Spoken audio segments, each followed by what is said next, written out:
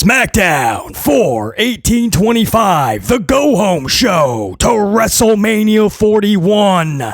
There is no time to waste, so we are going to jump right into this review. BC will have the NXT full review, stand and deliver, later this afternoon. Late tonight, you will be getting the WrestleMania 41 Night 1 Amplified review. The good, the bad, and the ugly. Channel members, you will get it first. All subscribers, just hours later, will be fully amplified. It is a packed, jacked, stacked day on the channel. Let's get into this. Seth Rollins starting this show, in-ring promo. CM Punk is just in it for the money. Roman Reigns has always had the machine behind him. It was a good promo. Did completely nothing to get BC invested into this bizarre, nonsensical triple threat, but a good promo. Rollins calling it the most important triple threat in WWE history is laughable and concerning. The best part of this Rollins promo, however, was that he cut it dressed as a full garden. Flowers, butterflies. Not even Becky Lynch could claim that outfit. The Andre Battle Royal was next. I believe only Rey Fenix got an actual entrance. Everyone else, the dreaded jobber entrance, already in the ring. The Lucha Latte would interfere, take out Rey Fenix, leaving just Mello and Andrade as your final two. Mello would eliminate Andrade to win the giant trophy. Good for him. He needed a big W. Question is this a big W? Or is it more of a curse, if anything? There's been 10 Andre Battle Royal winners. 3 of them are still with the company. 1 injured, by the way. Which means 7 are no longer with the company. The ones that are Jey Uso, Bronson Reed, again injured, and Braun Strowman. The other 7, Cesaro, Big Show, Baron Corbin, Mojo Rawley, Matt Hardy, Madcap Moss, Bob Lashley, no longer with the company. I don't know what this says for the future of Mello, but let's just hope that this is a big W and not a big curse. Hour 1 then ends in the most ridiculous way and completely unacceptable for the women, as Helmsley is just too busy doing all these interviews, lashing out at fans. So he was too busy to book this correctly, or put any energy, effort, or care into it. So this dude just put 2 separate Mania matches together.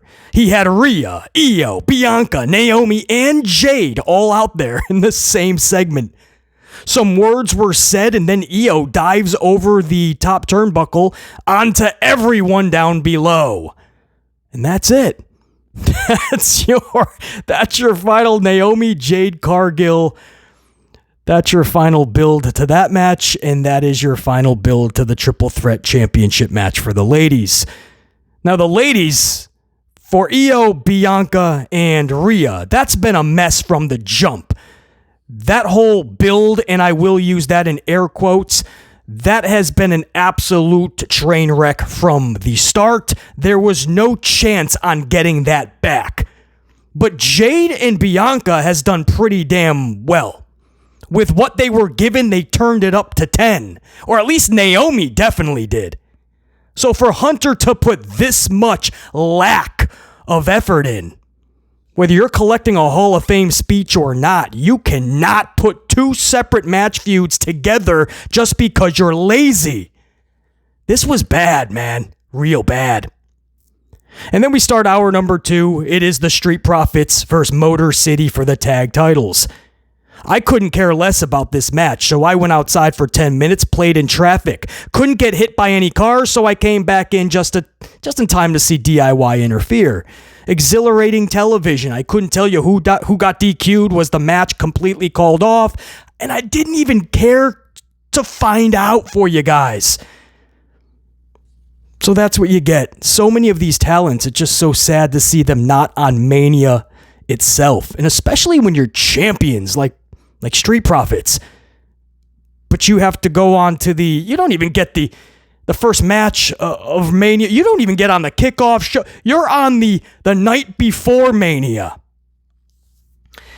Anyway, Randy Orton is out there next. He says there's an excitement. This is a quote, by the way. There's an excitement for this year's WrestleMania like never before. BC had to laugh at that one. Has Orton been hanging around Riddle again? He says he'll be at WrestleMania Sunday. So there you go. Sunday, he will be at WrestleMania with his gear. This is a quote. With his gear, his boots, and his baby oil. Well, this got weird quickly. Weird. Challenges anybody in the locker room or the street, anybody in Vegas, he says. If you got gear, boots, and baby oil, Randy Orton's your guy. Challenges anybody. This has to be a big deal, guys. It cannot be somebody like Miz or, again, congratulations on the Andre the Giant Battle Royal trophy, but it can't be Mello. You know, I'll even take Trick Williams from NXT. I'll take Joe Hendry from TNA, but you know, it can't be it can't be a Tozawa. But I will say this. It also cannot be Malachi Black Alistair. I know a lot of people are talking about that. You can't do that because neither one of those dudes can lose. This is Randy Orton's moment, clearly. Kevin Owens had to drop out. So this is about Randy being dominant at Mania. Let's be honest. Somebody's eating an RKO and looking up at the lights. You don't want that to be a debuting Alistair Black. Re-debuting. Or Malachi. Maybe they... No, I think they're going to bring him back to Alistair. I don't think they're going to switch him over to Malachi, guys. But possible. But what cannot be possible is this dude looking up at the lights on his re-debut. No way. And there's no way he can come back and just take out Randy Orton unless you have an electric storyline going forward and it started at Mania. Other than that, I just don't see how you bring somebody like Alistair there. Same thing, I'm hearing like Miro, for instance, Rusev. There's no way. It's got to be somebody that, yeah, it's a big surprise. It's an oh moment, but also has to be able to eat an RKO and look up at the lights, whether it's an official match or the dude's just knocked out for 3 minutes. Next up, we go into Zelena Vega defeating Chelsea Green via Code Red 2.0. This was a badass Code Red from the second turnbuckle. Now, say what you will about Chelsea Green, but this gal is tough and she ain't afraid to take some nasty bumps. These girls work their asses off year-round, much respect to both, and it's a shame, again, as I just aforementioned, that they're both off of Mania. Especially Chelsea being a champion, it's simply unacceptable. You added a second night of WrestleMania, and it seems like more and more talents can't get on these shows. LA Knight vs. Solo Sikoa. Somehow this becomes a tag match. Knight and Strowman defeat Solo and Jacoby Fatu. LA pins Solo. Well, alrighty then. Moving on. Does this make you more intrigued to see LA Knight versus Jacoby Fatu? Of course not. It's not a bad match in theory, in concept, on paper. Just done horribly. And then you throw them in these weird six-man tags and tag team matches, and we've seen them just battle so many times. By the time you get to Mania, is this even a SmackDown match? I mean, if this is a house show, I'm probably still going up to hit up the bathroom, maybe hit up the concessions, get a cold one or a coffee, maybe go outside, pick up a bad habit, come back after the match.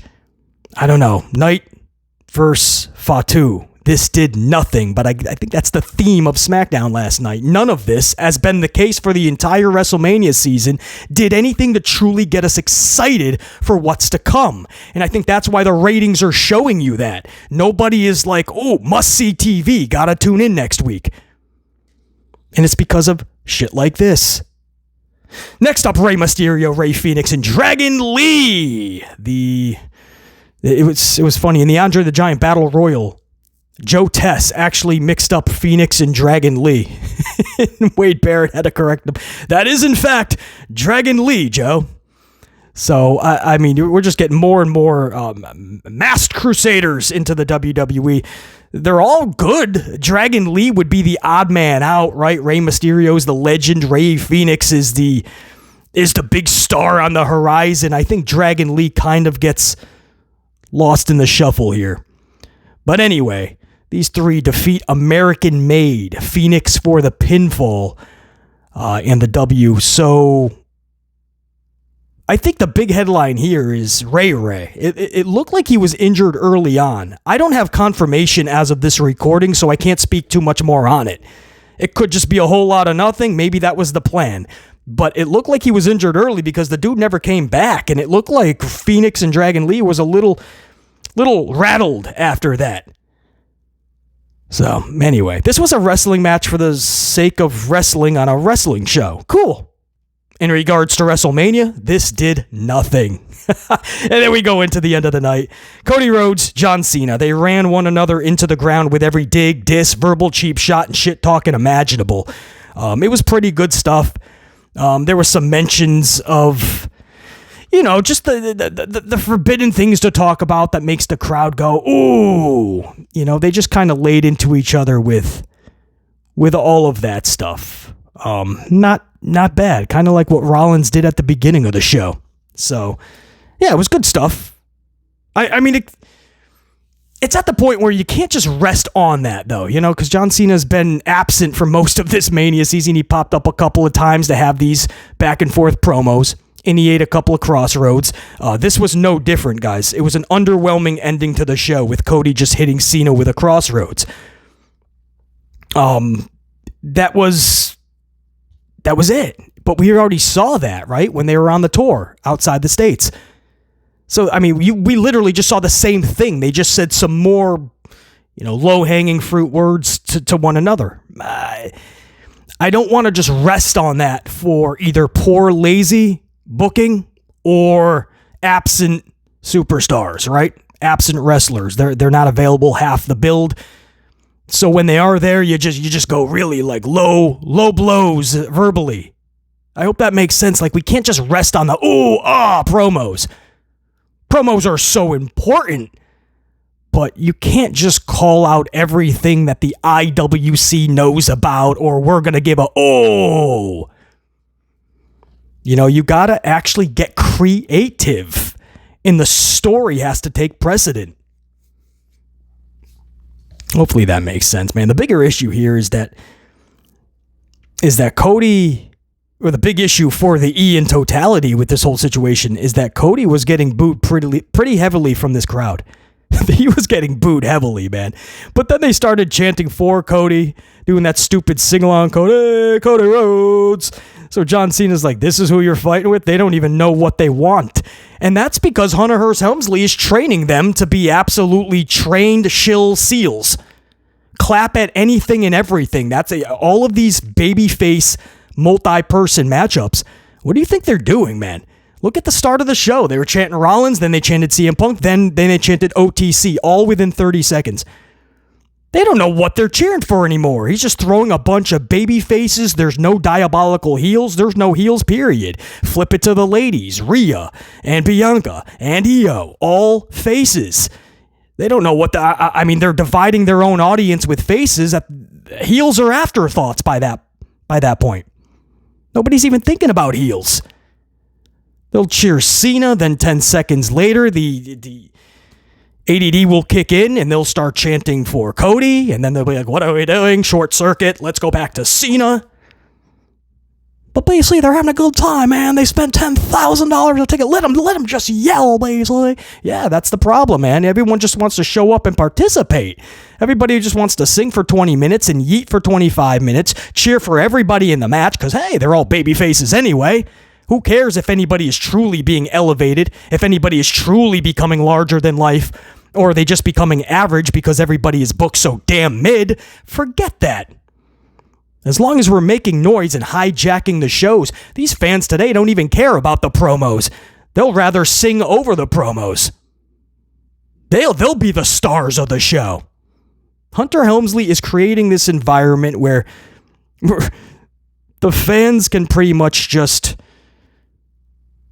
sing and chant over any story that's even maybe has legs to stand on. And then as Helmsley says, he brings his little focus group through the crowd, and they're like, whoa, they yeeted for 25 minutes. We got to have this dude win the Rumble and the championship at Mania. Are you sure that's the best way to do it? Probably not. Vince Russo just recently said, and I love this, he said when he was a writer, the number one thing they did was they checked ratings, especially quarters, and they could break it down by the minute. That's how they truly told what was working and not. Then you can go through the crowd and see the reactions and see what's sticking and seeing their responses. But first comes ratings. That'll tell you your grand audience in totality, the ones you're trying to get to your arenas. Because the ones you have now spending 10, those credit cards are going to be maxed at some point. They're not going to be returning customers, I assure you, because their cards will be maxed out anyway. But you're trying to get all of those fans that have become jaded to this and trying to find a reason to come back. You're trying to get them. And the reason the ratings are going backwards these days is because you're making decisions like Jason Uso winning a Rumble and a championship at Mania. These are ridiculous decisions. And then you got to backtrack and go, oh, we can't have that as a Mania main event because the crowd is already kind of giving up on it. You think? You take away the eating for 25 minutes, you got nothing. Cody Rhodes booed heavily, then cheered for a minute, then booed heavily again. I mean, I don't see how this scenario helped out Cody Rhodes at all, but we'll see going forward, right? Let it play out is what they say. Well, we've been doing that for years. Hasn't played out pretty good, but we'll see. It's WrestleMania Saturday, guys. Hopefully we'll have some NXT coverage coming up on the channel. Definitely some Mania Night 1. Just stay locked on the channel. There's a lot coming up. Subscribed, notified, smash the up, give it an elbow drop. Obviously, man, channel members, the utmost salute. 44 dive, that's a wrap. Until next time, and there will be that next time. PC and the unit saying check you.